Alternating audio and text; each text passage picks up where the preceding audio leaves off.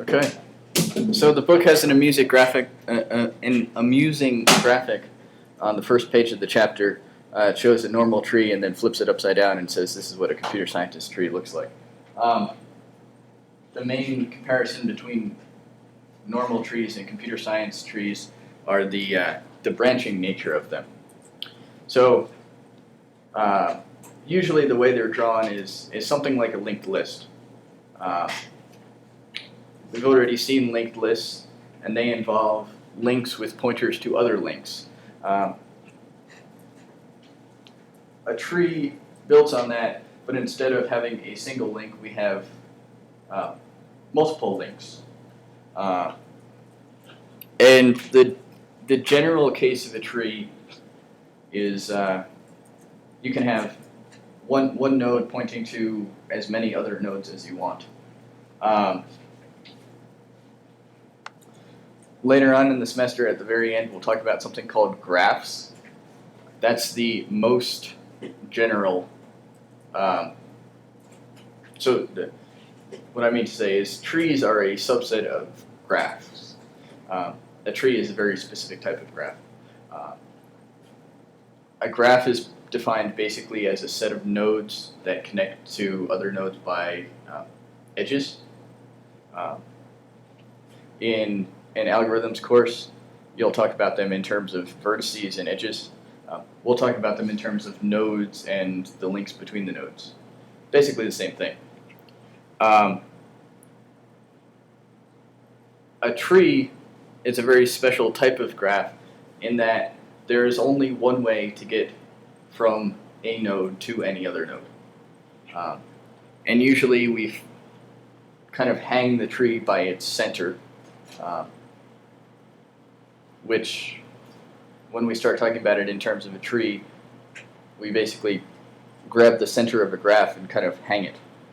So you can think of holding on to this one node and everything else hangs down from there. That one node is called the root node, and the longest number of nodes, or the longest number of edges you have to follow to get to the bottommost node, whatever that is the depth.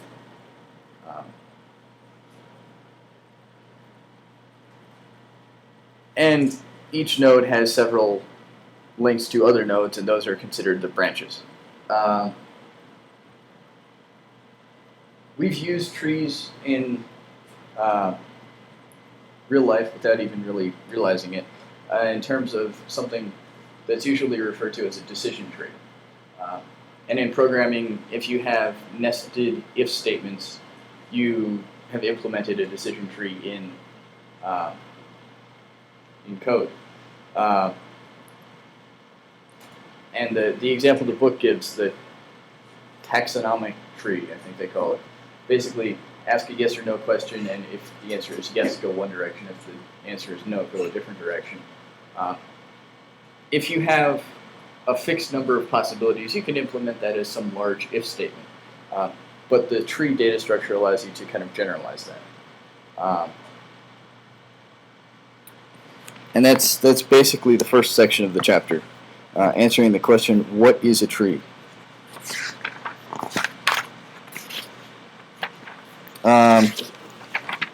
While it is possible to implement trees that have any number of branches from each node, the usual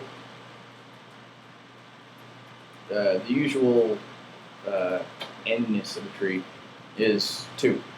We usually deal with a binary tree. If we had a unary tree, one link from each node to potentially another node, we'd have a linked list, and that wouldn't really help us. With 2, from each node, we have 2 directions we could go. If we have 3 links for each node, from each node, we have 3 directions we can go. And that introduces some extra logic, some extra processing. And at a certain point, there becomes a trade-off between how much processing time there is to figure out which link you have to follow to go where you need to go, versus how deep the tree is. So if you have a tree with a binary tree where each node has up to 2 branches, and you have eight nodes in the bottom row, that means you have a depth of 3. There's one root node at the top, the next level down has 2 nodes, the next level down has 4 nodes, 2 for each of the next level up, and then the bottom layer has 8 nodes. If you want to store all those 15 nodes in a tree where each node has 3 branches, eventually you'll get a shallower depth, but at the expense of having to do a lot of processing at each level to figure out which branch you're going to. So 2 is the general number. It has something to do with the fact that binary decisions are pretty easy as well. You have a Boolean expression, you test if it's true or false. One step of processing, that's it.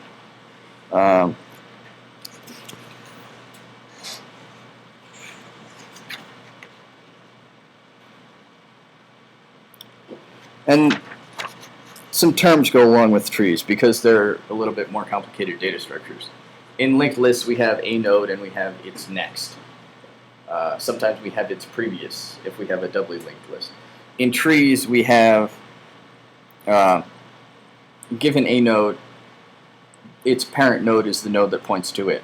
Because it's a tree, there's only one node that points to any other given node. 2 nodes are siblings if they have the same parent. A lot of this is very similar terminology to if you had a family tree. If you started with one ancestor and traced down from their descendants and eventually got to you, you'd have something that looked like this. There are no marriages in computer science trees, so that makes the tree a little bit simpler. An ancestor, obviously going up the tree, nodes that eventually point to the current node. Descendant going the other direction down the tree. One of the nice properties about trees is that you can think of them as a node and then 2 subtrees. If it's a binary tree, you have a node and it has 2 subtrees, which each start with a node and then have multiple nodes beneath them. And that property makes recursion very useful, or recursion can be very useful when dealing with trees because of that. Because the next level is just a series of smaller problems of exactly the same type. In a binary tree, usually we talk about a left and right subtree, just so we don't get confused. We don't say the 0 subtree and the 1 subtree. It's left and right.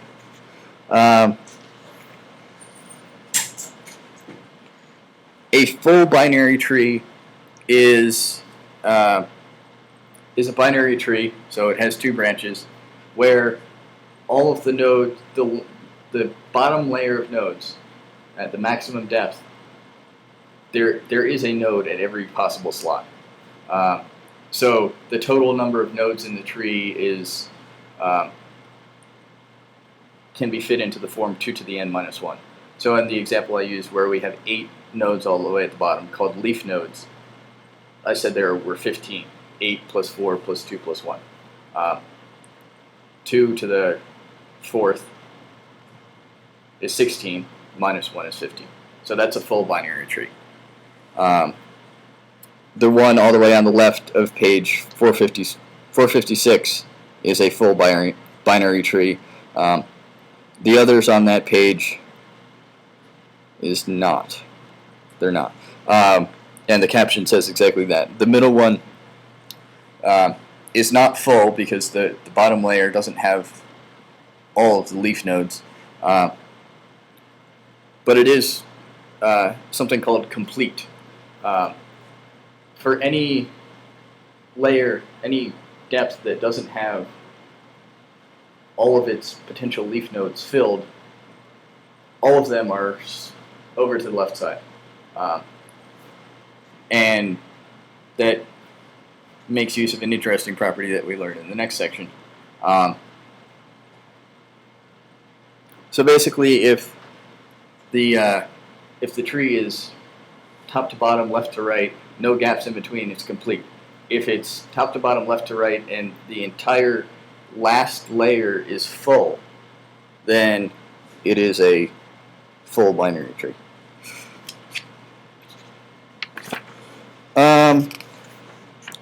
So,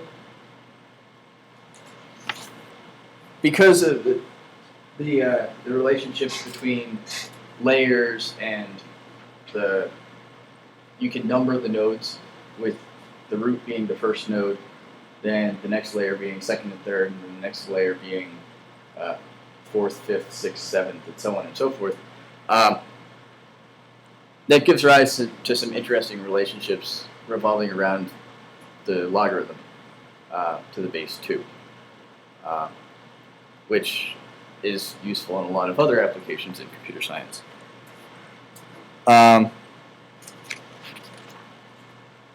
And that allows us to, one way we can represent a tree is just by using an array. Not very interesting, and it limits us to complete binary trees. So if we had, the example the book keeps using is the word algorithms. So if we had an array that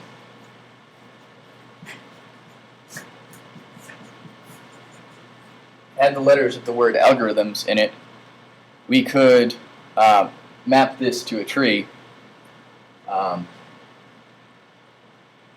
so that this is the root node, this is the next level, the next 4 are the next level, and then the next 3, because there are only 3 left, are the remaining. They fill out as much as possible in that last level. So you have an A, which points to this marker is really terrible, L and G, and then O and R, and G points to I and T, and then this points to H, M, and R just has a left node, and that's S.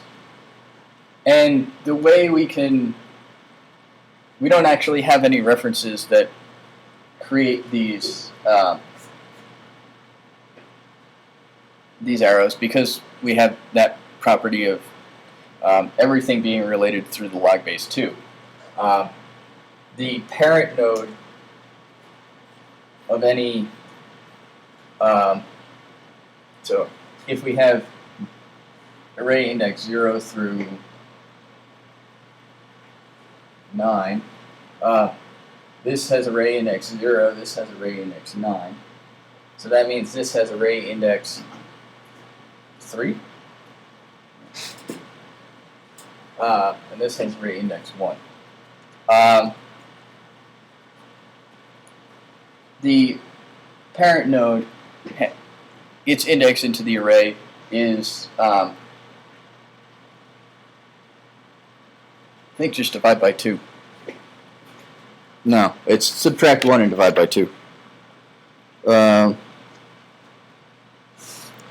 Which is number 2 on page 461. The data for its parent is always at location I minus 1 divided by 2. So if this has index 3, subtract 1, that gives us 2, divide by 2, that gives us 1. It works here as well. That would be index 7, subtract 1, 6, divide by 2, that's 3.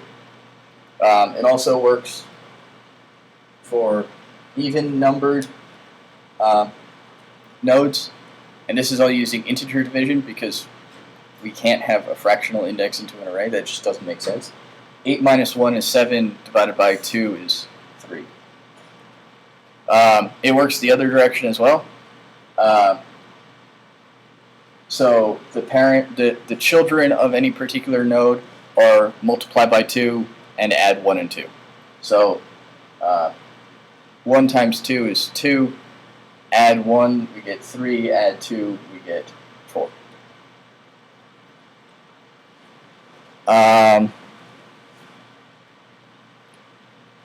And the data from the root always appears in 0 of the array, slot 0. So that makes it very easy to store a bunch of data and then use a tree to go through it. Of course, having a tree by itself doesn't really give you any benefits.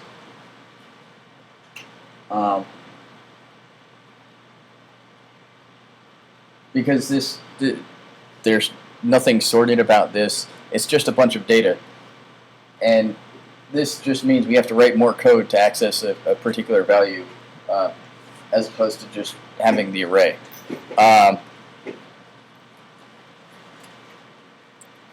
However, if you know you have a sorted array, you can treat it as a tree. Well, kind of. Not in this formulation, but you can treat it as a tree with the middle being the root node. And then you know, this is commonly called binary search. You have an array that you know is sorted. Start in the middle. If the element you're looking for is less than that element under consideration, look in the left part of the array. Otherwise, look in the right part of the array. And you can write in a recursive algorithm that takes chunks of the array at a time, starting with the entire array and figuring out which half it's in, then taking that half as a chunk, figuring out which half of that array, that subarray it's in, and gradually narrowing down where that element could possibly be.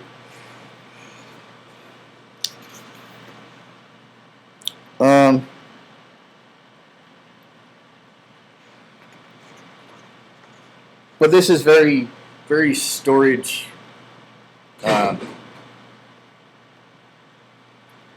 conserving. You're only storing an array, that's it. But you still run into all the same problems that you have with any other data structure that uses an array. You need more space, you have to make the array bigger.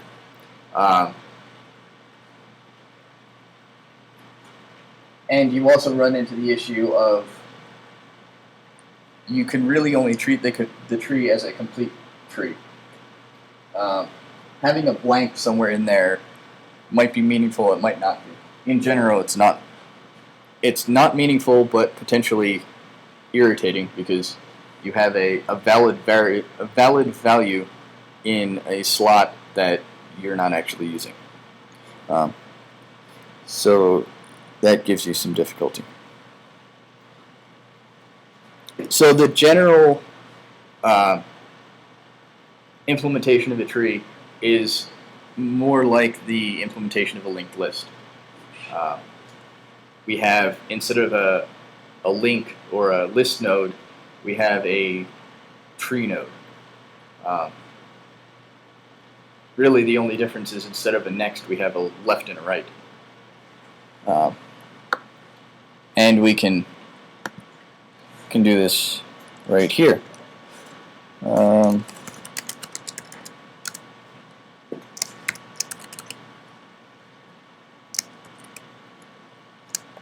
Let's genericize this tree.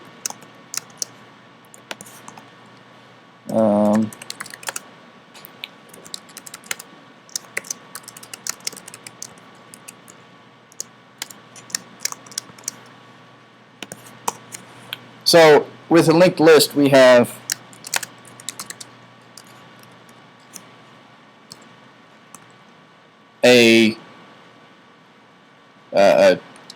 I guess I should be consistent with before, even if I'm not consistent with grammar. We have a piece of data that we're storing that in this case will be of type E, and all of this will be public. We also have, in a linked list, we have a link to next, which would be of type tree node.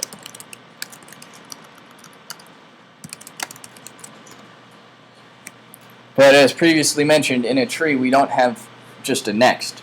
We have a left and a right.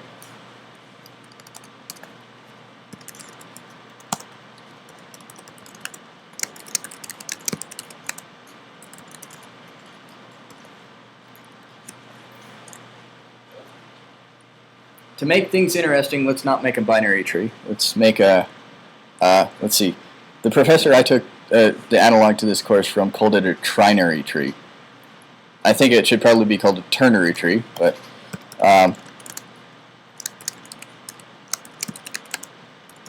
we'll have a left, a middle, and a right.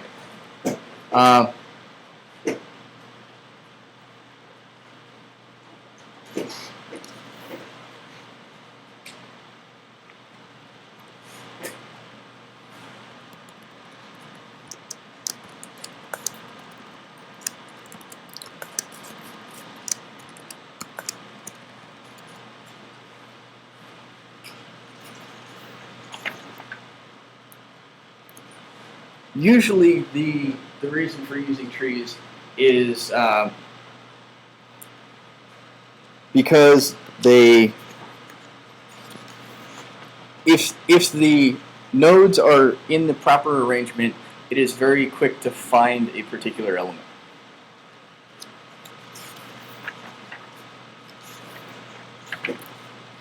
And the proper arrangement is basically an extension of that binary search property. So rather than just storing values in any node wherever they end up,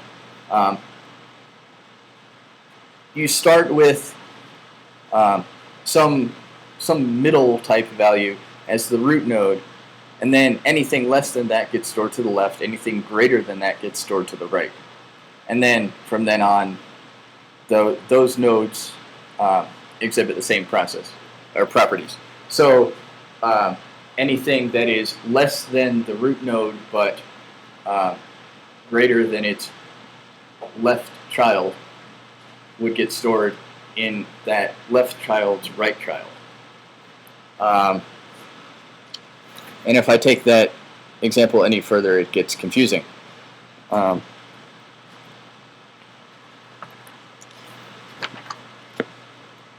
So in a tree with 3 branches, we have 3 potential areas where we can store this, store a given new piece of data.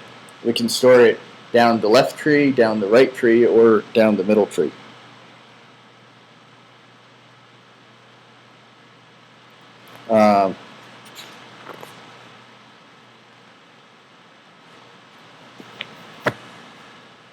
So I guess I should step back a couple steps here and explain why that might be useful to store a tree so that we can search faster. With a linked list, we're limited to something called linear search. And we're going to ignore queue and access an arbitrary element inside a queue or stack. With linked lists and arrays as well, there is no knowledge about whether or not they're sorted because you have absolutely no control over that. Unless your interface to linked list enforces that everything is sorted. But even then, you don't have any access to an arbitrary element in the linked list. You can't say, get me to the middle element, and then pick a direction to go from there. It doesn't really work that way. With a tree, you can enforce that. So you have an empty tree. The first thing that gets added, a set of size 1 is by definition sorted. So one element, add it to the tree, that tree is sorted. From then on, anything that's less than that, you can, in your implementation, enforce that goes down the left subtree and that anything greater than that node goes down the right subtree. And then at each level below that, you enforce the same condition. So if it gets to a particular level, you look at the data stored in that node. If the thing you're trying to add is less than, you go down the left subtree. If it's greater than, you go down the right subtree. And then when you go looking for something, you follow exactly the same process. It's basically, if I were to add this element again, where would I put it? Is that element there? And because the tree is triangular, the most jumps you'll have to make is the logarithm base 2 of the total size of the tree. So it's pretty quick. So this is useful for things like lookup tables, which is actually what you'll end up using this for in the assignment, which means that I'll have to talk about what a map is in a minute. Make sure I do that before class ends. All right, so we have this tree node that has 3 branches. For the programming assignment, you only need to have 2 branches. Binary search tree will be sufficient. So for a tree, what sort of attributes does this tree have? Well, it has to have a root node.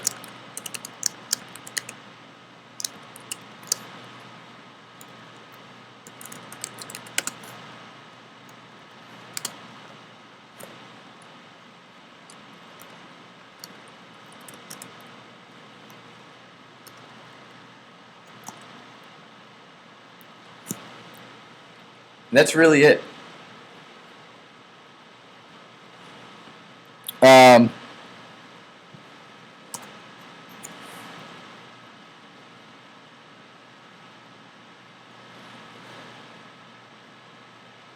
Let's start by start at the end. Let's start by writing a toString method.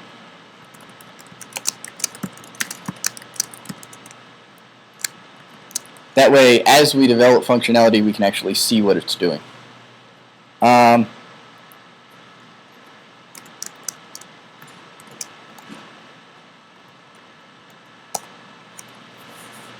this gets into the section on traversal.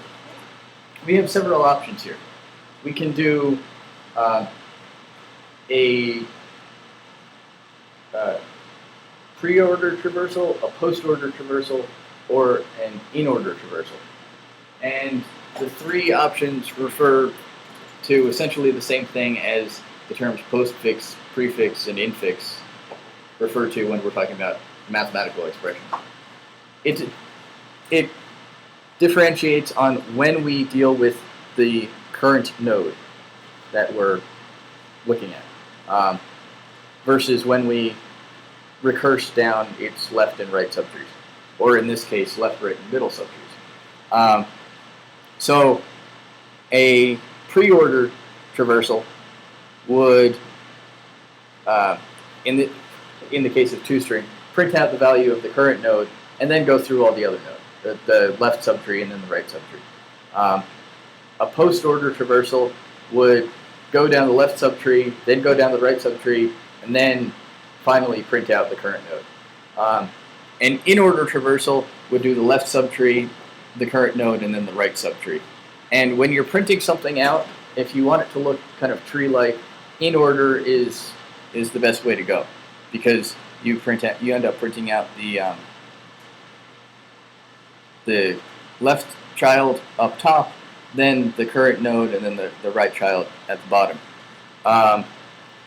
And especially since we're dealing with 3 branches, pre-order and post-order would look kind of weird.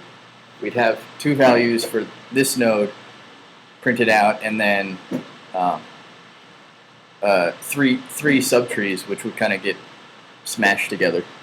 So we'll go with in order. But in order to accomplish this, I'm going to write a helper method called print subtree.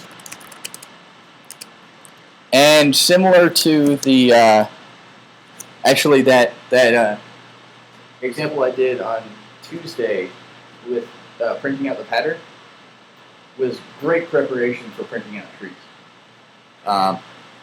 Because we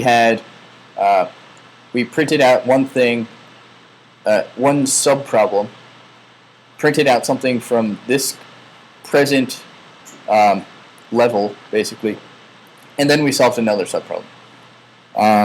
So I'm going to say print subtree, and then I'll say indentation level.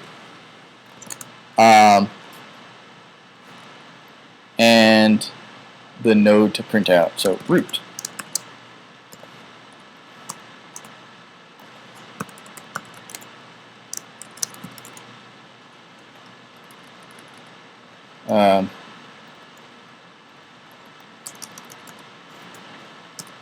Since this is toString, it should actually be subtree as string.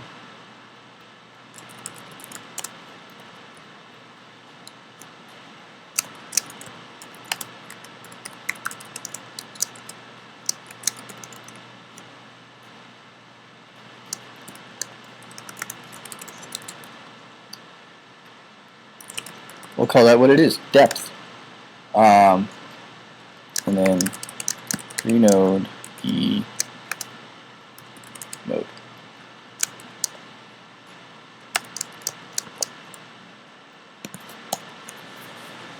So now we can think in terms of a smaller problem. All we're doing is printing out a node. What do we need to do in order to print out a node? Well, first we need to print out the left subtree, then we need to print out the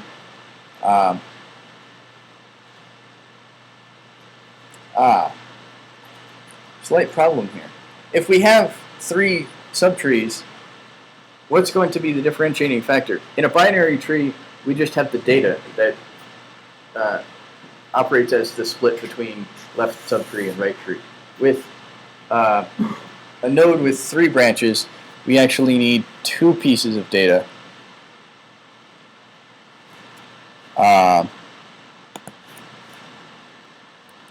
And I'll just call them data left and data right.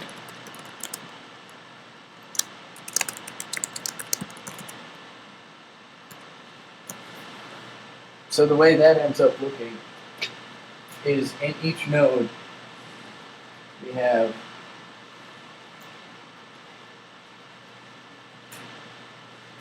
I know the yellow is absolutely horrible, but data left, data right, and then left, middle, and right. And what will happen is, if the thing we're looking for or adding or dealing with is greater than this value, it goes down the right subtree. If it's between this value and this value, it goes down the middle subtree. If it's less than this value, it goes down the left subtree.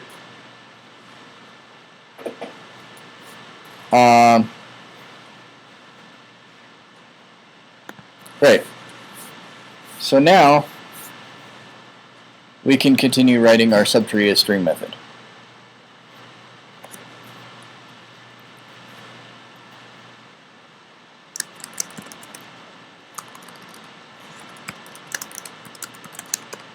We'll start with an empty string because this will just be a bunch of concatenations.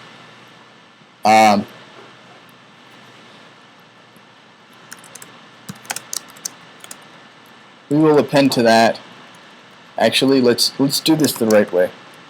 String builder SB equals new string.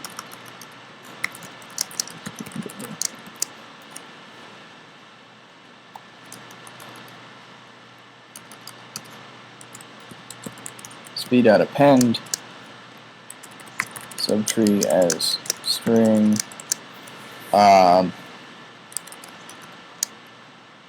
We'll increase depth because this subtree has 1 greater depth than the current subtree. And that will be node.left. What did I miss? I lost a parenthesis.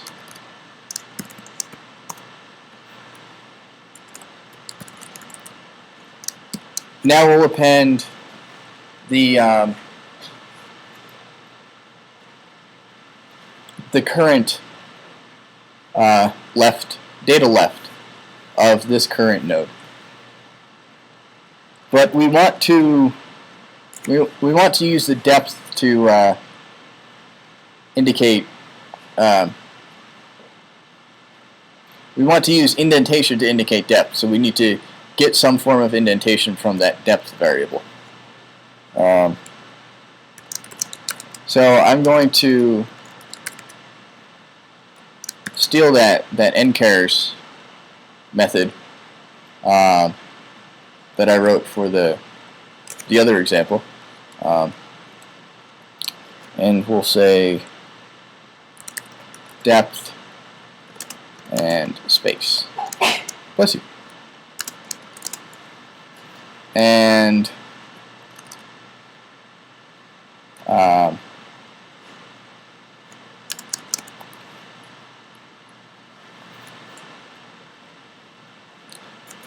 quick note: when you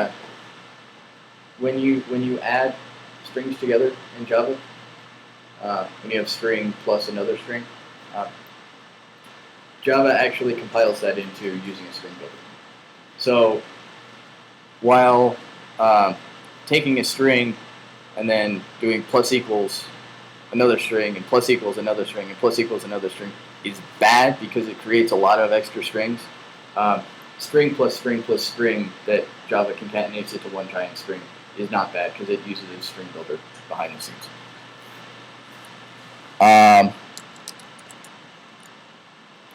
Great. So what do we need to see? Node.dataleft.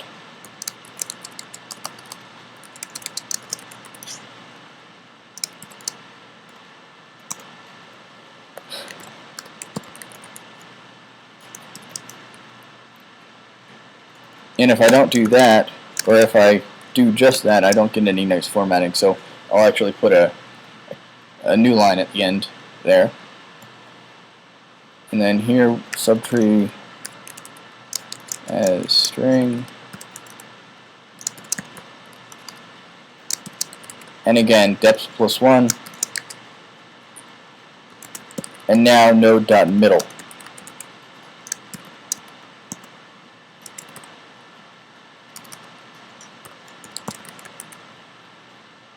And this next line looks very similar to the data left line, except we're printing out data right.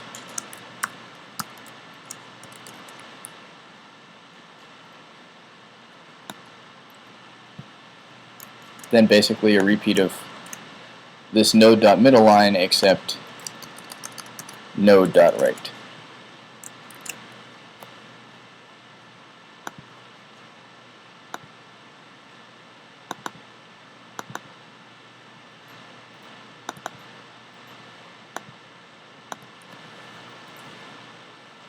Any questions on what that's doing?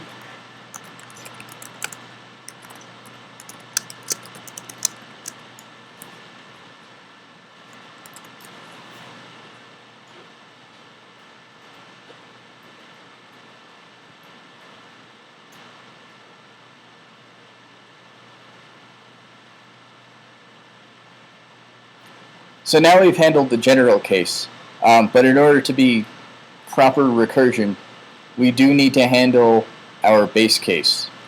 What is our base case here?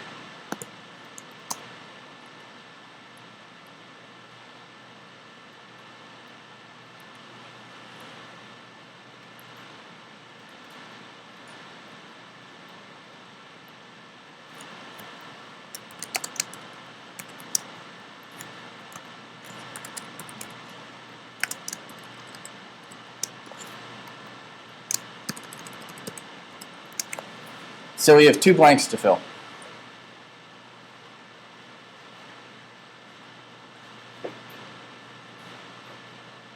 What is the point at which calling subtree as string does not make any sense at all?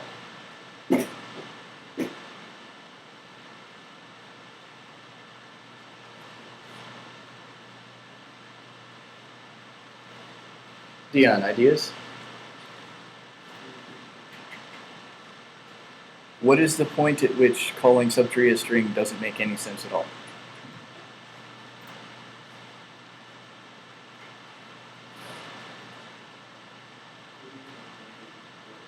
I'm sorry, I can't.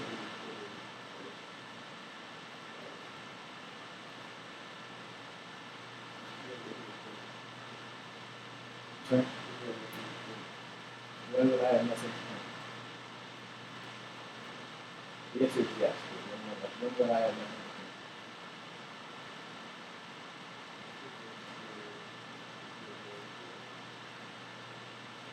to print? Close.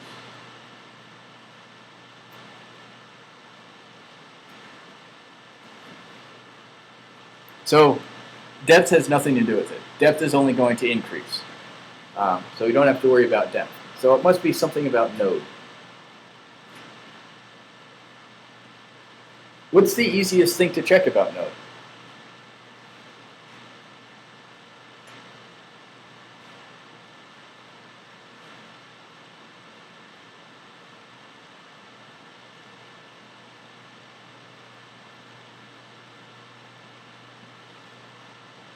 This isn't a trick question. It's that there's only one easiest thing to check about node.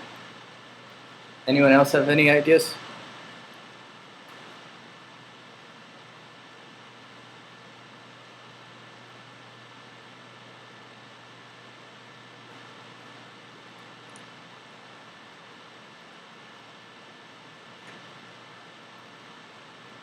So the easiest thing to check about node is whether or not it's null. If it's null, I can't do anything. There's nothing I can do. I can't possibly go any further. So that's our condition. If node is null, what am I going to return? I have to return something. I have to return a string. So if node is null, what would it make sense to... basically, eventually this is going to print something out. What would it make sense to print out?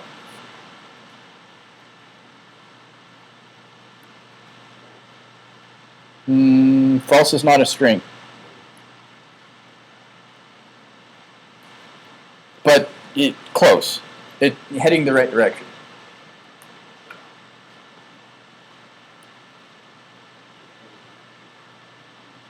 In what sense?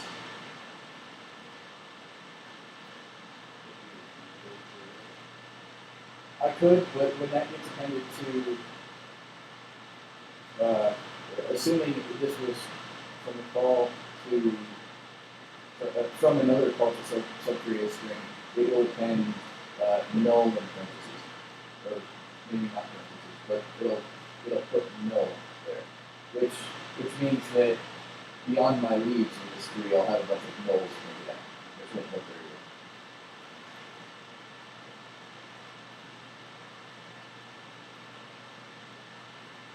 What is nothing in the sense of the string?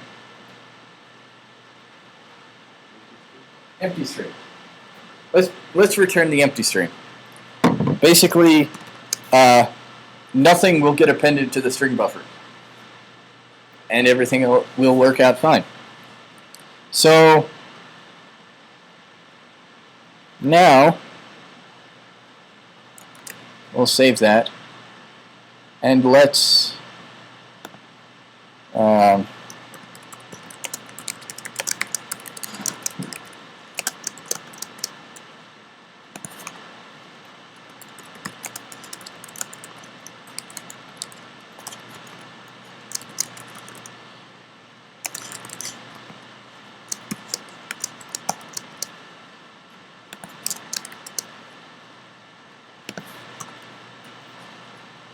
create a new tree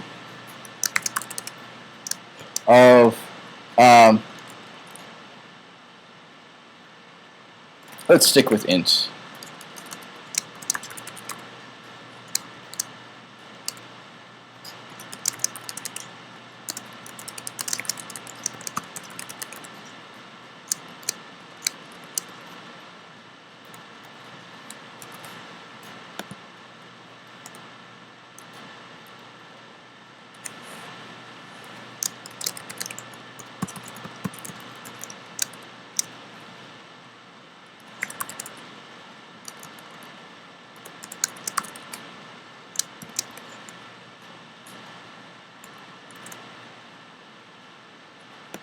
And what's going to get printed out?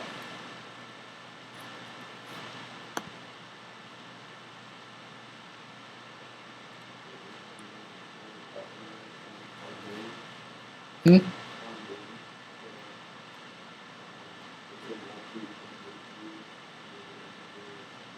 Oh, yeah, that might be an issue. Another issue is that I haven't defined end chars, so I should probably do that.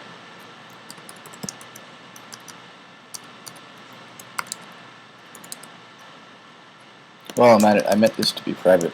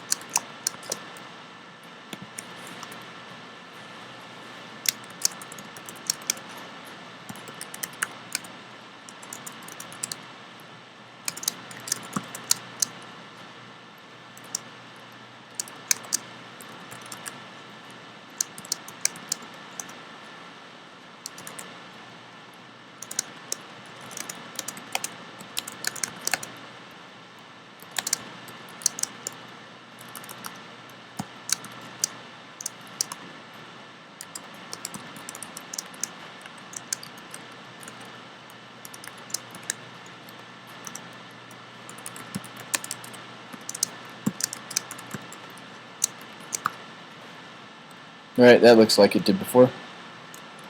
And now everything should compile. Yep. Okay, so back to the original question. What will this print out?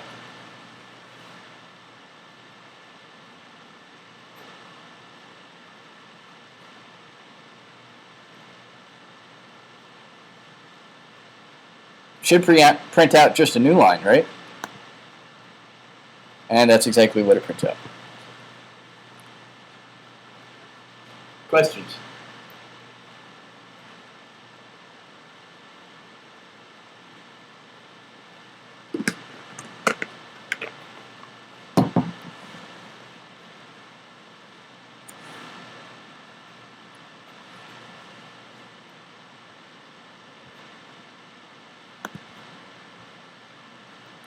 So now let's try to make it print out something interesting. By implementing an add method.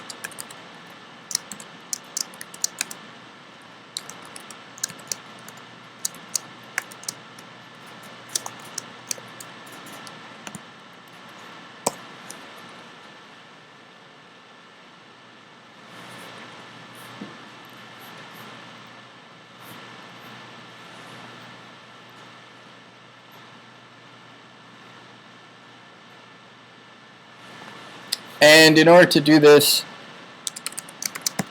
I'm going to really emphasize the recursion thing. So I'm going to say add to Subtree and specify, if I can spell, value and root.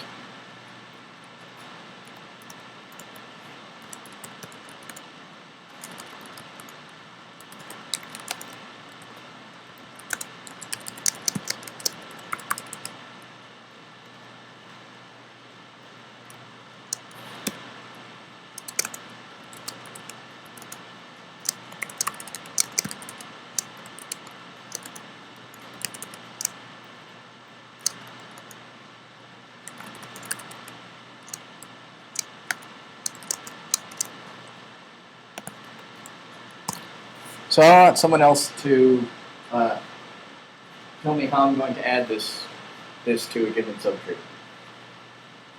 Any volunteers?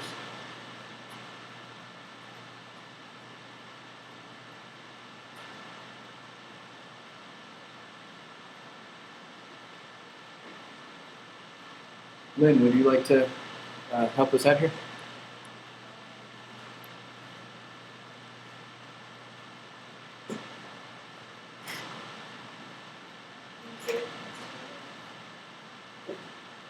Maybe. So we're basically trying to fill in the code at the cursor.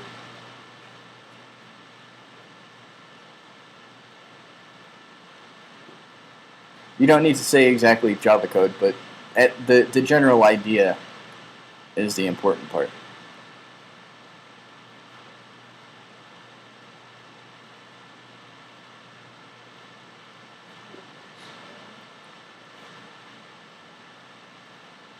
So start by imagining that somehow, obviously not with this code, but somehow we already have a tree established, and we want it to follow that binary, well, in this case, the trinary search tree rule.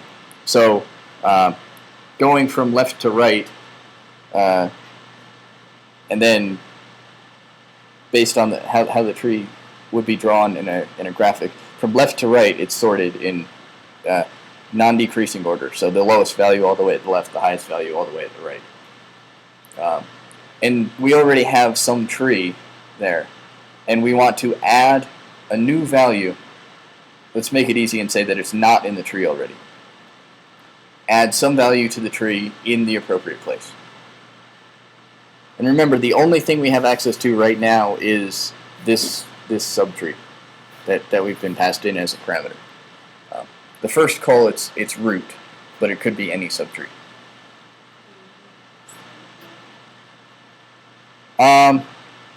Think higher level than that. Eventually, we will need an if statement, but why do we need an if statement?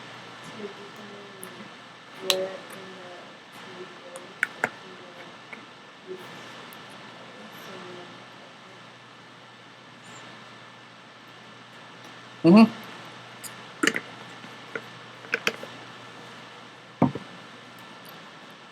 So what is that if statement going to look like?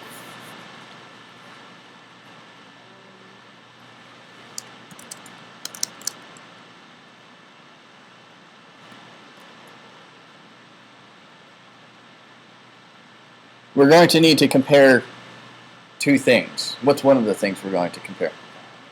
Right.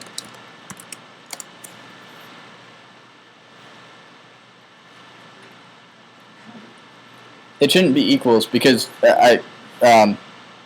this value does not appear in the tree already. Let's operate under that assumption.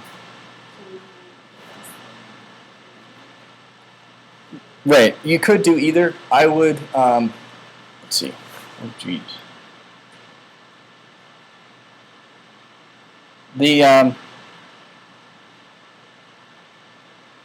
So the assumption on things like that is that these are comparable things, so they have a compare to method.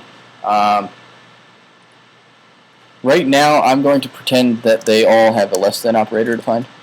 So basically, we're limiting ourselves to box primitive types. So as soon as we try to use strings, that won't work. So let's just go ahead and use compare to. Does anybody remember how compare to works?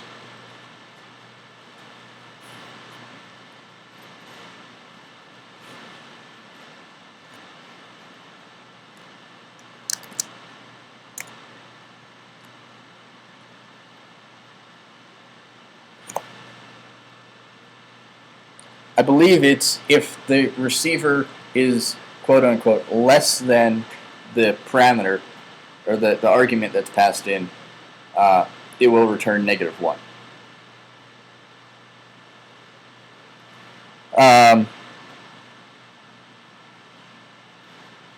And likewise, if in this case value is greater than the argument, it will return +1.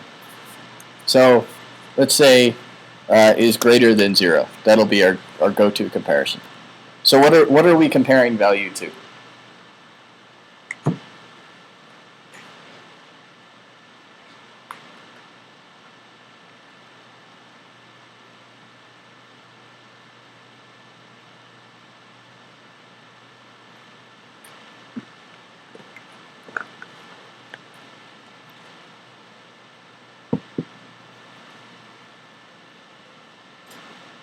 Anyone? We need something that's of type E. So our possible choices are value, subtree.dataleft, subtree.datarite, subtree.left.dataleft, and so on and so forth. But we don't know if any of those actually exist. So we really only have 3 options. One of them doesn't make any sense.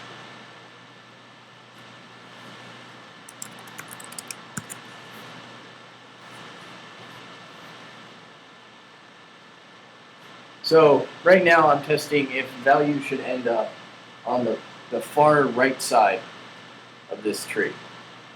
So which one of these should I be comparing it to?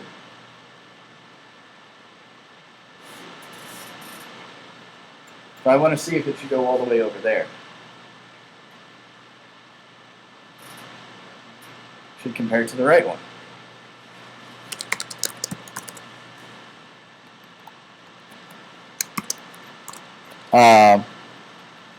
And then to be recursive, let's just say add to subtree.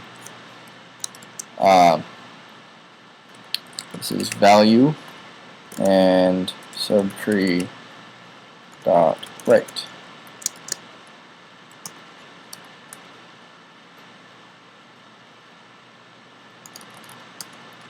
Need a semicolon there.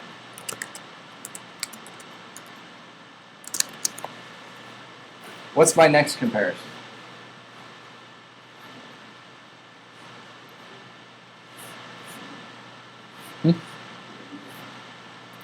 We only have a data left and a data right.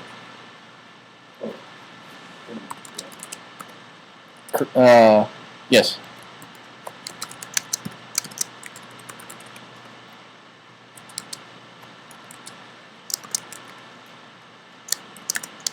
And it's a good idea when you're doing things like this to keep the comparison consistent.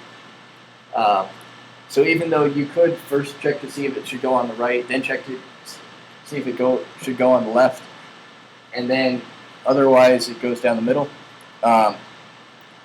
it's a good idea to say, should it be to the right of the rightmost one? If not, should it be to the right of the second to rightmost one? And in this case, that's all we have.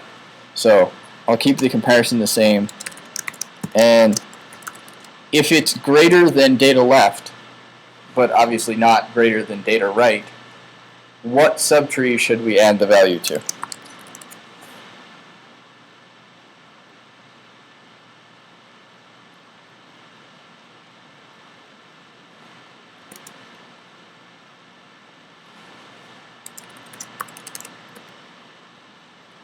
The middle one, right?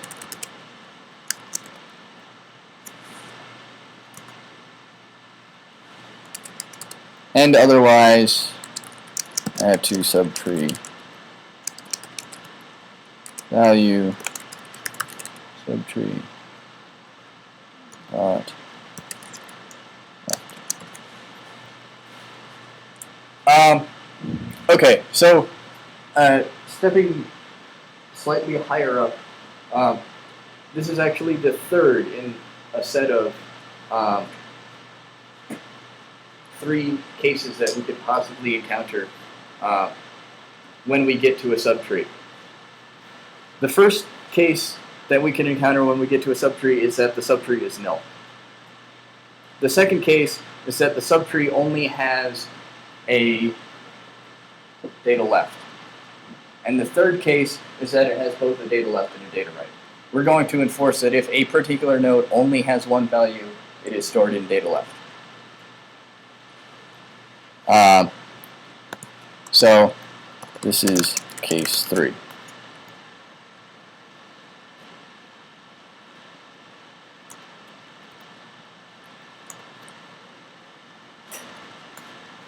And here we'll put case 2. And here we'll put case 1. So case 1 is that subtree is null. So let's check that. If subtree equals null. If subtree equals null, what do we have to do? Basically, that means we've found where this is supposed to go, and there's nothing there. We can't recurse any further. This is where it's going to go. And we've also determined that we have to create a new tree node. So Um,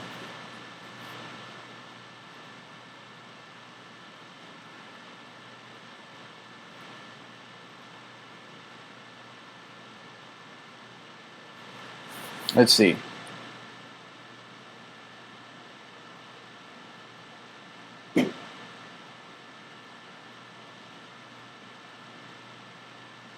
That presents issues, actually. So, I'm going to change this to tree node E and change this to root equals, and in a minute you'll see why.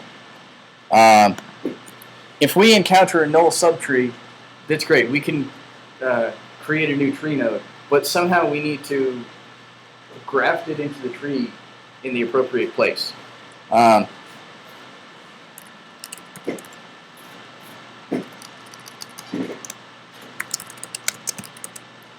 So I'll create a new tree node.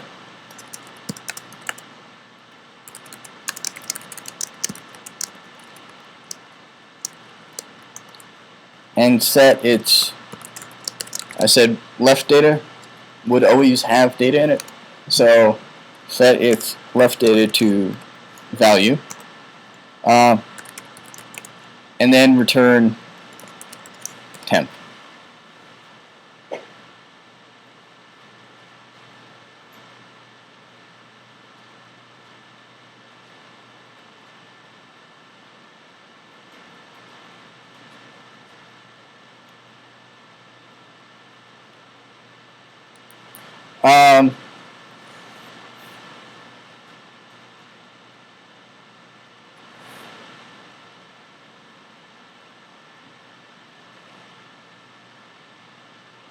So in order to make that work, let's say this was called by another call to add to subtree. This is well down the recursion chain.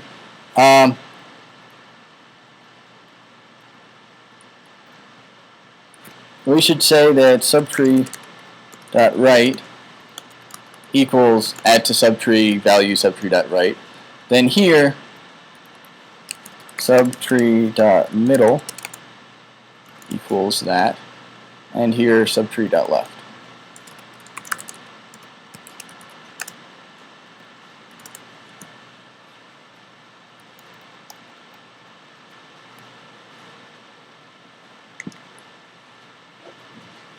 Does that make sense to everyone so far?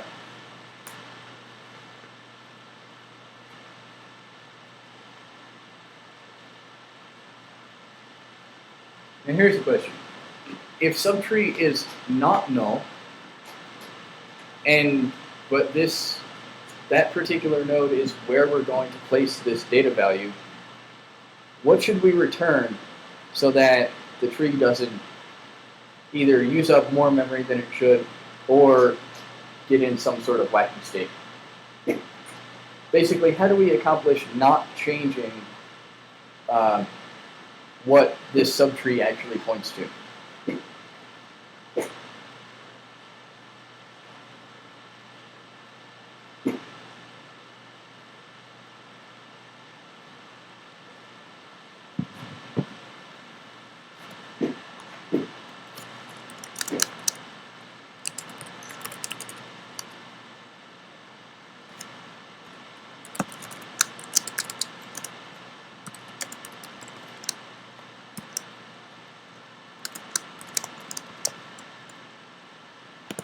So there's going to be some stuff in here. And then what do we return here?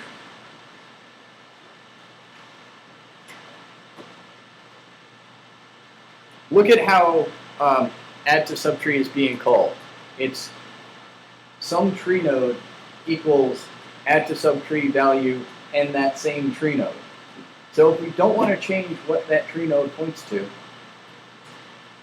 what should we return?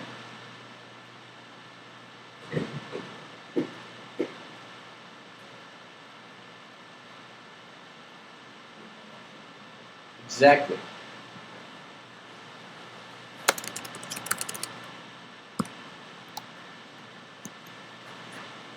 All right, so now the actual heavy lifting part. If subtree.writeData equals null, put a comment in here. We can assume that data left. I guess this might need to be data right, not write data. Data right. We can assume that data left is non-null. And the only other thing that's left to do is subtree.data right equals value. Okay.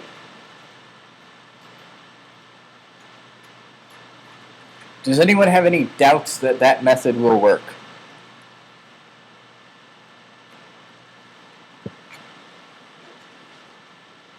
Does anybody have any questions on what that method is doing and why it's doing things a particular way?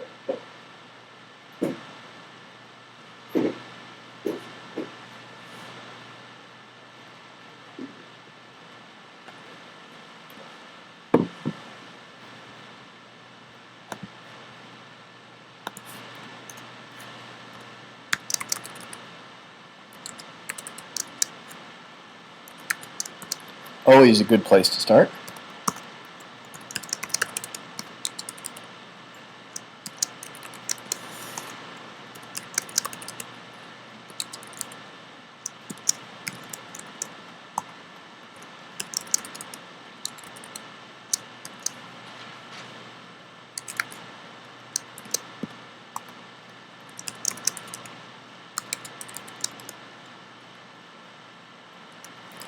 Shout out 2-digit numbers.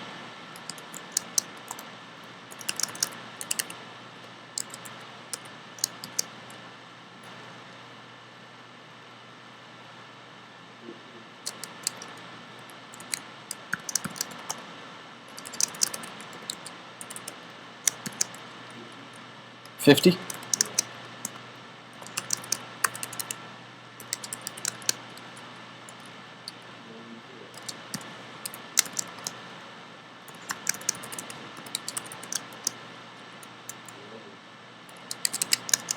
Okay, that should be sufficient. So, what do we expect this tree to end up looking like?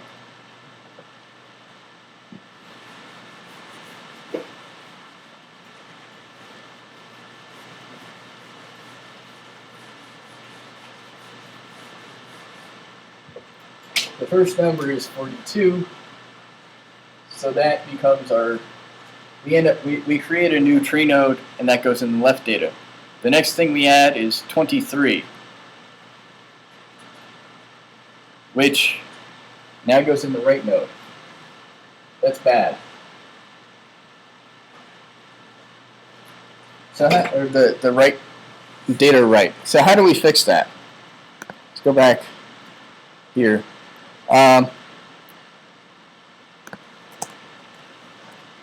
If value is less than subtree dot data left, then we should put it in.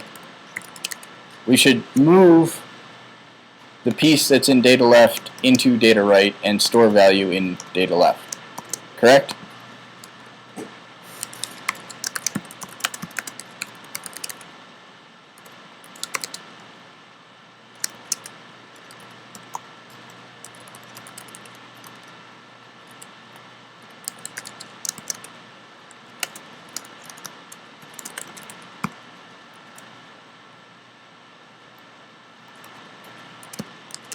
Otherwise, that's all we need to do.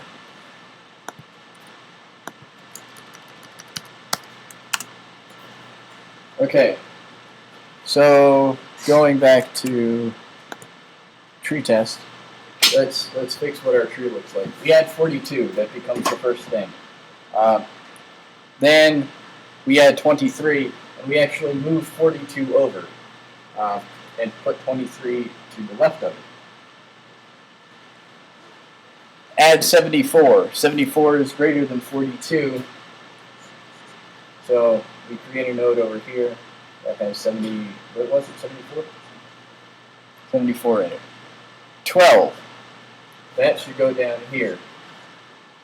We have 12 in the left child, in the left data.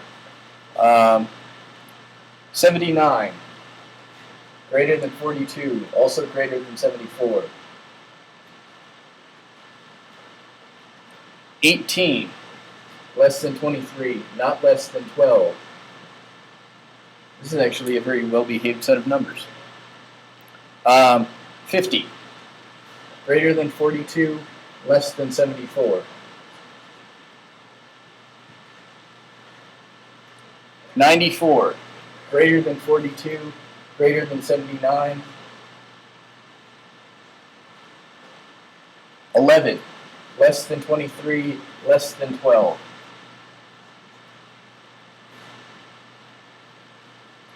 So that's what our tree should look like. We ended up with no middle trees. I guess we'd better add I don't know, 36.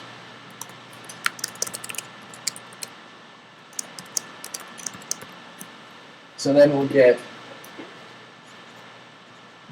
36 there. Questions? Yes. So, the one where it has like 12 and 18 Uh-huh. So why isn't there an arrow pointing to it? Or like in the 71 second?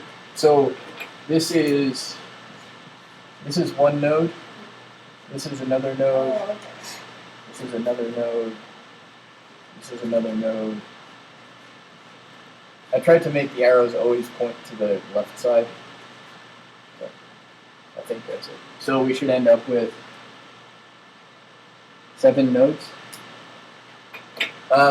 So question. Is this tree complete?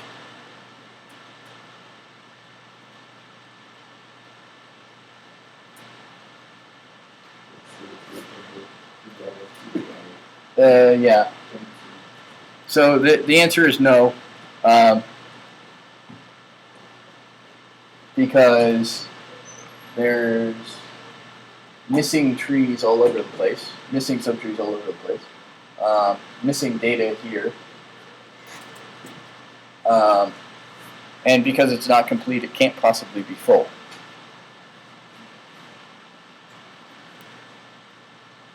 So let's compile and fix our errors.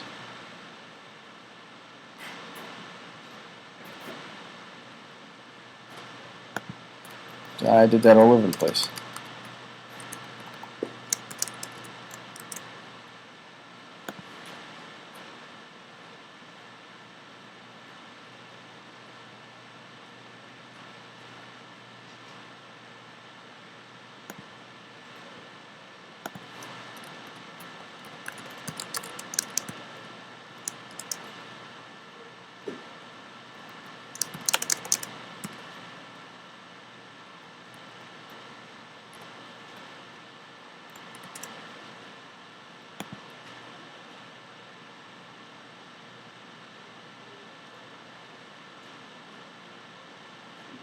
What's going on?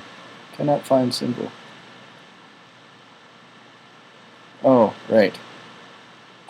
So in order to use that compare to method, this must be comparable.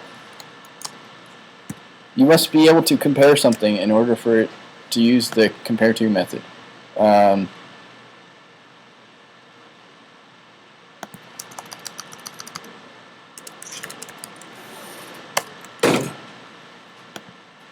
There we go.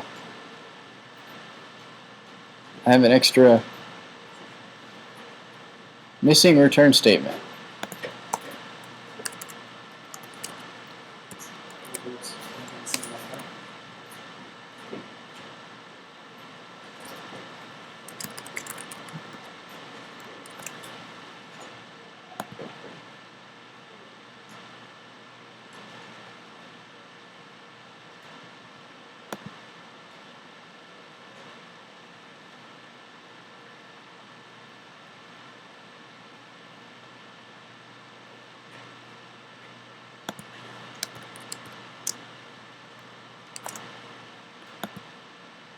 generics can get kind of painful after a while.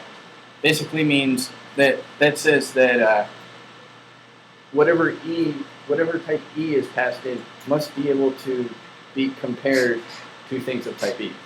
So you have a generic inside of generic.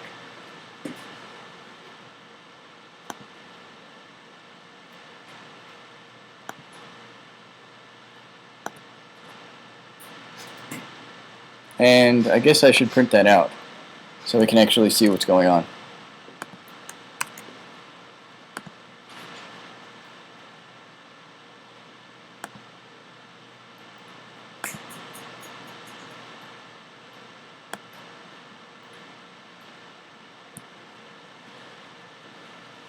So, does this look, it's kind of, you have to rotate it around the bottom left corner in order for it to match up. So 11 null, that is the proper node there. 1218, that is the proper node there. 23, yes. Then we have 36 null, yes. 42, yep. Then we have 50 and null, yep. 74, 79, yes. 94, null.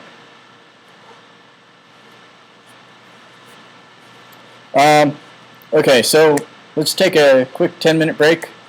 Come back at 3:08, and then we'll talk about searching this tree and removing things from this tree. And maps.